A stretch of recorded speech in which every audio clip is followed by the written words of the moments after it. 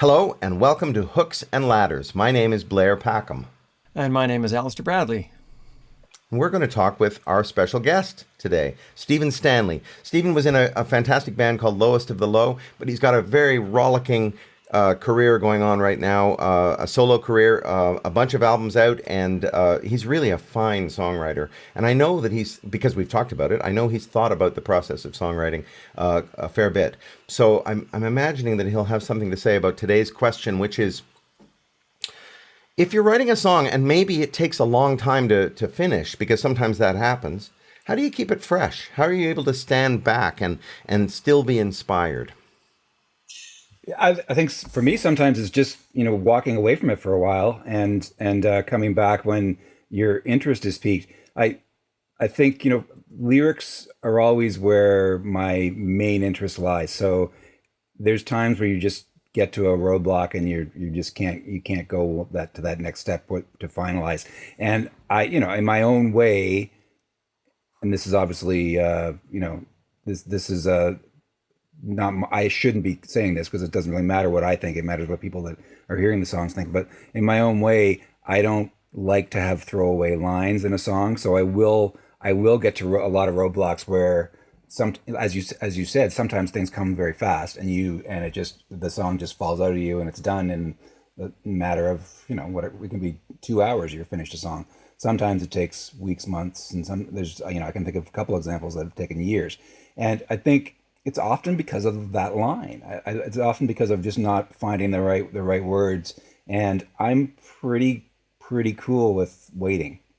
I'm pretty cool with not having to force something in that I don't feel is the right thing to say at the right time, and letting it happen when it happens. And I must say that I've gotten better at it in the last little while. I'm now at the point where, as a songwriter, I can decide on the topic I'm going to write, and I can develop that a lot more quickly than I used to be able to, which is a nice and for me, the lyrics are usually very personal based stories. So there's a wealth of topics there to write about. When you get to this age, you got a lot of stuff, a lot of stuff's happened in the past. Do you ever feel like you might get to the point where you lose that original perspective, where this new idea that you want to carve into is so exciting and so inspiring, but it becomes familiar. It becomes so familiar that maybe you don't have the same perspective on it as somebody who's going to hear it for the first time. Do you feel that there's any kind of danger in that, with that familiarity? Right. So you mean like the idea that a lot of writing, especially when a song takes a long time, is repetition, and you're constantly, yeah, interesting. I don't know that. I think I've certainly abandoned stuff that I've left, not finished. I'm not somebody if I get bored with a song or I don't think it's going in the right direction, I'm fine with, I've got tons of half finished recordings of songs that, maybe someday I'll come back to them and maybe I never will, just because it's often because something else has appeared in that process where there's an idea that that's clearly not part of that song, and then you just take off and go with that and maybe come back to it, maybe don't.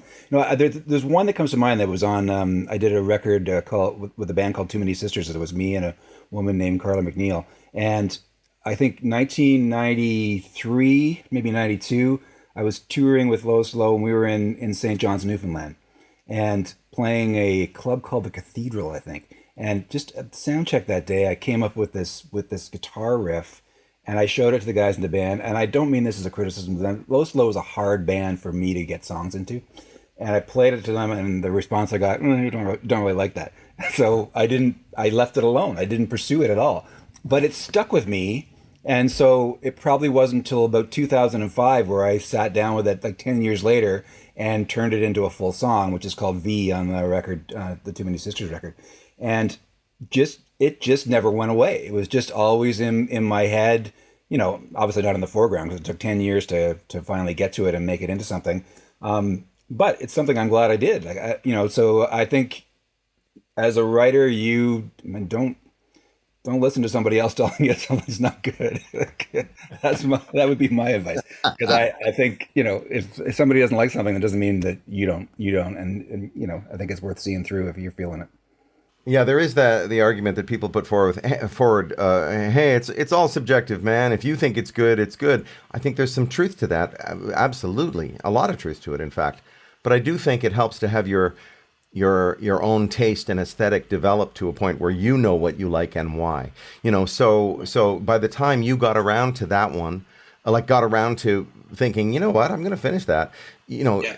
As you say, 10 years had passed, so you had developed that much more. Whereas initially, when you're still playing with Lowest to the Low and they reject it, you think, well, yeah, maybe, I don't know. So you don't push it and you don't do it yourself, and you don't sort of finish it. And I think that maybe in that moment,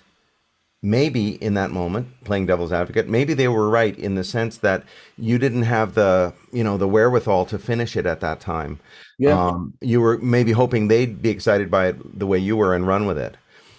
So Yeah, I think there's two sides to that story, because for sure you're right about when you're in a band like Low to the Low was, where there's somebody in the band who is an incredibly good and prolific writer. There was never I never felt any urgency to write a lot, like, and that was a shame. But once I left that band, it's really, I mean, one of the reasons for leaving that band for me was to try to carve out something else that wasn't just that same thing. I remember, being on stage 2013 in Ottawa, and we are playing that sort of same set list, and walking away from that show kind of going, I don't know, like, it's just this is not satisfying anymore. So I mean, that's there's a lot of other reasons too, but I think there's that part of it, but there's also a part of it where you hope that the people that are in a band with you for as long as that band ran would be a little more encouraging of you being, part of the creative process. yeah, So, and I don't say that as a saint, and I'm sure my current bandmates might have something to say about that as well. that's But true. I mean, like I said, at this point of the game, we've got a definition of what the band that I'm doing now is, and it's based on my songwriting, and that doesn't mean it will be in a year from now, but for the current moment, that's the way it is. So, but I suspect a band named the Stephen Stanley Band will probably feature your songwriting pretty heavily. well, it'll be heavily at least. I mean, like, Chris Bennett put out a beautiful record, and like, if he wants to bring songs in, that wouldn't be that's. I mean, like in Too Many Sisters, we never got to that stage because Carla ended up moving to California. But I was very encouraging to her because one night she played me a couple things she'd written. I was like, okay, well, what's going on here? Like, why am I just hearing these now? Because this is amazing. And we never did get to the stage where we saw that through. But I do love the collaborative process, and if there's time in life to do it, that's the whole. I mean, maybe that's what it comes down to for me, is just time in life. Like, trying to balance working and making enough money to stay alive, and having the mental space to write songs, which is my favorite thing to do.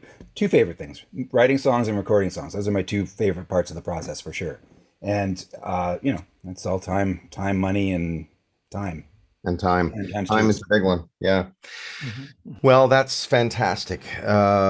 Yeah, keeping it fresh is a challenge, I think, for all of us, because you can't live in that moment of inspiration that when the muse has just struck you all the time. At a certain point, most of us can't most of the time. I mean, sometimes we get lucky and we have those songs that, as you say, are written in a very short period of time. But most of the time, you have to go back at some point and you have to look at it again. And I think you're right. Time and living your life Yeah. is, the way to come back at it fresh. I think maybe for both of you though, do you not feel you can also find a way to get back to that inspiration? If it's a song that is in progress, and you clearly thought something enough of it to go back to it, that you could find that again. And sometimes for me, sometimes it's just like, all of a sudden two lines that complete the third verse, and it's like, whoa, like, this is it. Like, this is what I was trying to say, and I didn't find it before, and I'm glad I waited. Glad, Alistair was glad you saying, waited, yeah, and yeah. and glad that you made good notes when you were working on it way back when, so that you can come back to it. Well, and Alistair, you were saying that you do that. You make notes that sort of guide you back, that are like a breadcrumbs back to the original inspiration. I do that, mostly because my memory is just a terrible, terrible thing. Uh, but I do think there is something to be said for putting a song away for a while, coming back to it, and discovering that, hey, there is a nugget here. There's something really special here that I'm really attracted to, that I'm really inspired by. And I suppose that's the way to make it fresh again, isn't it? Like you said, put it away for a while, come back to it with fresh eyes, fresh ears. For sure. And I think everything you just said about making, however you note it, is 100%, 110%. I did that a lot in the olden days, where you would have an idea and I would go, oh, it's fine. I'll remember it tomorrow. And you don't remember it tomorrow. You don't remember. The great thing about songwriting to me is often in the nuance. It's often in just how a particular chord hits another chord, or how two words link together. And if you lose that, so this is huge actually, because if you lose that, to me, you lose interest in the song. You lose that little subtle nuance that just happened to pop out of you when you were playing it for the first or second time, and don't put that down on tape. I often test myself on that and try to, play it again the next day, and you can't find it. And I say, okay, well, that's cool, because I've got it the way I wanted it, and I can go back to it then. But then, repetition is what it's all about. You find out what this is doing by playing it over and over again, and churning it and seeing where it goes. So, but yeah, like if you don't, like that's that laziness where you kind of go, it's 3 a.m. I'm not going to get up and, put the press record on my iPhone. Like that just seems like so much work. Yeah. I've lived those moments and regretted them. So yeah, definitely. All right. Well, thank you so much for joining us and sharing those great insights. It's always a pleasure to talk to you, Stephen. Thanks. My pleasure as well. Thanks.